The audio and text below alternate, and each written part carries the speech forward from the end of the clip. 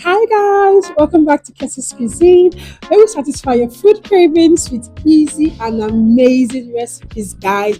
Christmas is fast approaching.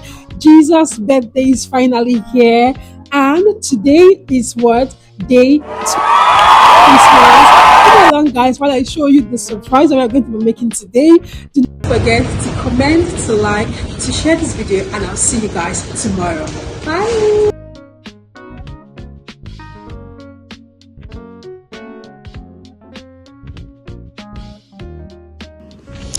Our surprise star for today is going to be octopus, fried octopus, and some potatoes. Octopus can look very intimidating to cook, but it is actually so easy and it is actually very underrated. Anyway, I'm going to be showing you guys how to make this beautiful, amazing recipe. So come along with me. This is the octopus that I am going to be using. It was quite big, not so small. And then you want to wash your octopus. I washed this with salt and lime, enough of it. Anyway, after I did a very good wash, I am just going to take out the beak from my octopus, and then I am going to cut the head. Now if you see that place, you can the octopus has the eyes and then it also has the beak, so I'm going to make an incision in those two holes that you can see there, and I'm just going to squeeze out whatever is there out of it because I do not want that in my food. So I'm going to squeeze it out a lot more, and then I am going to turn it around and then remove the beak from the octopus. So you want to locate where the beak is, at this edge. This is the black spots. You want to squeeze it out until everything is out of it, and then in a pot of boiling water I'm going to add some ginger, I'm going to add some garlic, some more garlic powder, and then I am just going to season with some Italian spice. You can use whatever seasoning that you want to use, but me, I wanted my octopus to be well spiced before I fry it.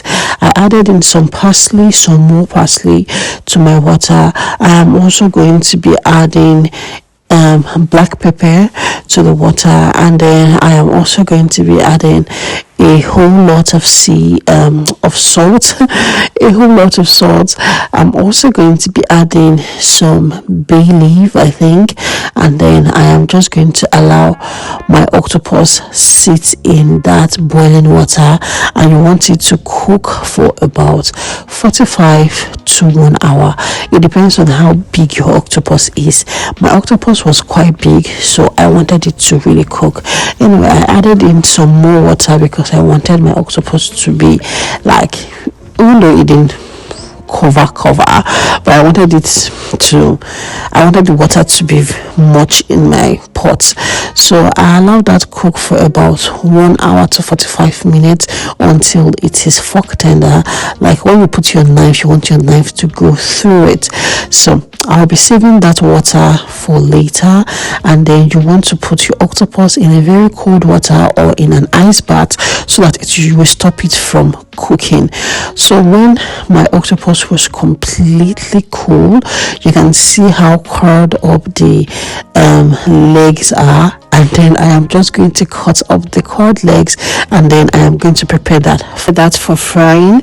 You can cut them however you please, but I wanted to cut them like individually, so I was really careful, and I was trying to get them in like I was trying to not cut into another leg, if you get what I'm trying to say. So I was trying to get like an individual leg, just like this. But you can actually serve it, or you can serve it in like, you can serve the octopus as a whole without cutting the legs like individually. Do you get? But me, I wanted to cut the legs individually. That is why I am slicing them up like this. I saw other videos where they chopped the octopus so tiny, like as if you are cutting normal beef. Yeah, but I didn't want to do that because where's the joy if you are not getting like the whole leg of the octopus? Anyway, So it was time for me to season my octopus and prepare it for frying. I added some all-purpose seasoning, some garlic, some Italian spice. I added in some parsley. I'm going to stir that up together, and then I'll add in a little pinch of salt. I chopped up some habaneros and then some green pepper. I'm going to add it to my octopus, mix that all together. If you do not like pepper, you could just keep the pepper part, but over here we do a lot of hot food, we do a lot of spicy food.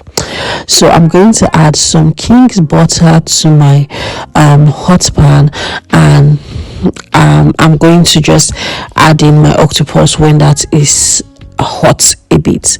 So I added in my octopus to my already hot butter, and I'm just going to allow it to be golden brown on both sides, on one side, before I flip it to the other side. I'm going to add in my pepper and my parsley on top of the octopus. I'm just going to allow that release its flavor while I prepare my potatoes. For my potatoes, I'm going to be using this sweet potato, and then I am going to just chop them into like those fried potato shape, yeah, and I'm going to spice it up, yeah, just like that. My octopus is ready, or almost ready. It is golden brown. I'm just going to flip it to the other side and just allow that to its thing. You can see how easy this octopus is to cook. You can see how, but the problem is, if you do not wash it properly, you are going to have some, I don't know, funny taste or aftertaste when you're done. So you want to start with properly washing your octopus, and then the cooking is just as easy as you can see. For me, it is golden brown like this. I don't want it to be so dry because I want to really chew into the meat of the octopus, into this flesh of the octopus. So for me, it is already dry. I'm just going to allow that sizzle a little, just a little, before I turn off my fire. So while that was while I was flipping, making sure everywhere was really brown, golden brown, because there were some part that weren't. So I'm just going to allow that marinating all the flavors and goodies of the butter and the herbs. It was time for me to prepare my potatoes. For my potatoes, I added in some all-purpose seasoning to my potatoes. I added in a little bit of salt, and then I added in some amount of soya pepper to my potato. I'm going to add some groundnut oil to it, mix that all together very well. You can choose to fry your potatoes if you want, but for me, I had to use my air fryer because I didn't want to fry too many things. So anyway, I put that in my air fryer to the normal timer that it's supposed to get to, and then I'm just going to allow that grill while I plate my octopus. So I already arranged my plating sides and then I'm just going to place my octopus on my plate. You can do whatever you want to do. You can actually eat this octopus with rice. You can add it to stew. In fact, octopus is so underrated. I don't even know why. So I'm going to drizzle I'm going to drizzle half a lemon on my octopus, and then just like you want to take seafood or something. Yeah, it is seafood. Come on, waiting at the talk anyway. So it's just like seafood.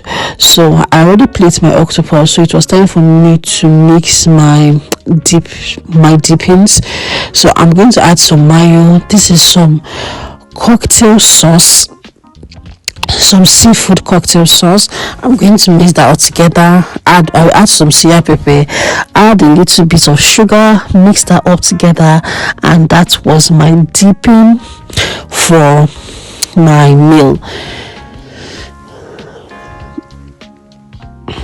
At this point of my video, if you have not subscribed to my YouTube channel, what are you waiting for? It is already day 15, and guys, we have been killing it. Don't even lie, we have been killing that shit up. Anyway, I'm going to be serving with some cold chilled zobo. I'm going to be using some zobo to serve this down. And look at that golden baby girl.